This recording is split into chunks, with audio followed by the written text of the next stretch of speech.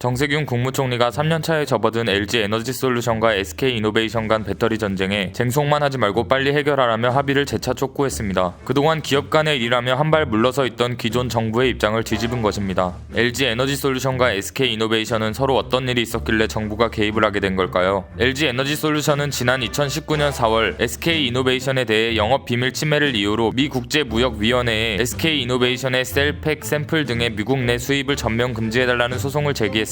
당시 LG에너지솔루션은 SK이노베이션이 2017년부터 2년간 배터리 연구 생산 등 전 분야에서 100여 명의 핵심 인력을 빼갔고 이들이 이직을 하는 과정에서 개인당 400여 건에서 1900여 건의 핵심 기술 관련 문서를 다운로드한 것을 확인했다고 주장했습니다. 또 SK이노베이션 전지사업 미국 법인 소재지인 델라웨어 지방법원에는 영업비밀 침해 금지 및 손해배상 청구 소송을 제기했습니다. 이에 SK이노베이션은 양사의 배터리 기술과 생산 방식이 다르고 자사의 핵심 기술력이 이미 세계 최고 수준이라 영업비밀을 침해할 이유가 전혀 없었다며 반박했습니다. 또 그런 일이 있었더라도 SK이노베이션의 처우가 좋았기 때문에 이직을 한 직원들이 자발적으로 한 것일 뿐 자신들과는 무관하다고 반박했습니다. 오랜 법정 공방이 시작됐고 지난해 2월 ITC는 결국 소송을 제기한 LG에너지솔루션의 손을 들어줬습니다. ITC는 SK이노베이션이 소송을 인지한 시점부터 증거 보존 의무가 발생했음에도 불구하고 적극적으로 영업비밀 침해에 관련된 문서를 삭제하거나 삭제되도록 방관했다며 LG에너지솔루션에게 예비 승소 판결을 내렸습니다. 그리고 오는 2월 10일 최종 판결이 예정됐습니다. 그동안 판결일은 3차례나 미뤄지면서 양사는 법적 공방에 많은 시간과 비용을 투입했습니다. 이를 보다 못한 정부가 합의를 촉구했습니다. 전기차 시장이 본격적으로 미래 먹거리로 떠오르는 중요한 시점에 K배터리 입지가 다른 나라에 뒤처질 수 있다는 우려 때문입니다. 특히 미국 시장이 바이든 정부 출범 이후 친환경 전기차 시장이 빠르게 성장될 것으로 예상되는 가운데 LG에너지솔루션과 SK이노베이션 간 갈등은 자칫 배터리 공급에 차질을 빚게 돼 미국 완성차 업체들이 국내 기업의 등을 돌릴 수도 있다는 판단 때문입니다. 실제로 지난해 포드, 폭스바겐 등은 ITC의 부품 차질로 전기차 생산이 어려워질 것을 우려한다는 의견을 전달하기도 했습니다. 이에 지난 1월 28일 정세균 국무총리는 서울 양천구 대한민국예술인센터에서 열린 한국방송기자클럽 초청 토론회에서 K배터리의 미래가 앞으로 정말 크게 열릴 텐데 작은 파일을 놓고 싸우지 말고 양사가 나서 빨리 문제를 해결하고 큰 세계 시장을 향해 적극적으로 나서는 상황을 만들었으면 한다고 강조했습니다. 또 양사 최고 책임자와 연락도 해서 나 부끄럽지 않냐, 국민들 걱정을 이렇게 끼쳐도 되냐고 빨리 해결하라고 권유했지만 아직도 해결이 안 되고 있다며 소송 비용이 수천억 원에 달한다고 하는데 경제적인 것뿐 아니라 양사가 싸우면 남 좋은 일만 시킨다고 지적했습니다. 이에 SK이노베이션은 원만하게 해결될 수 있도록 최선을 다하겠다고 말했고 LG에너지솔루션은 경쟁사가 진정성을 갖고 문제 해결에 나선다면 대화의 문은 열려있다고 말했습니다. 하지만 이후 여전히 합의의 움직임이 따로 보이지 않자 정 총리는 2일 법적인 쟁송만 하지 말고 빨리 해결하면 좋지 않겠나 라며 합의를 재차 촉구한 것입니다. 양사가 합의할 수 있는 마지막 시한인 판결일이 얼마 남지 않았습니다. 정부는 기본적으로 기업 간의 문제에 누구 한쪽의 편을 들어주기 어렵습니다. 하지만 이런 분쟁으로 인해 배터리 수출에 문제가 생기면 국가 경제에 매우 큰 타격이 되기에 개입을 하지 않을 수 없었던 것입니다. 과연 정 총리의 노력은 이 배터리 전쟁에 어떤 영향을 끼치게 될까요? 국민과 세계의 이목이 집중되고 있습니다.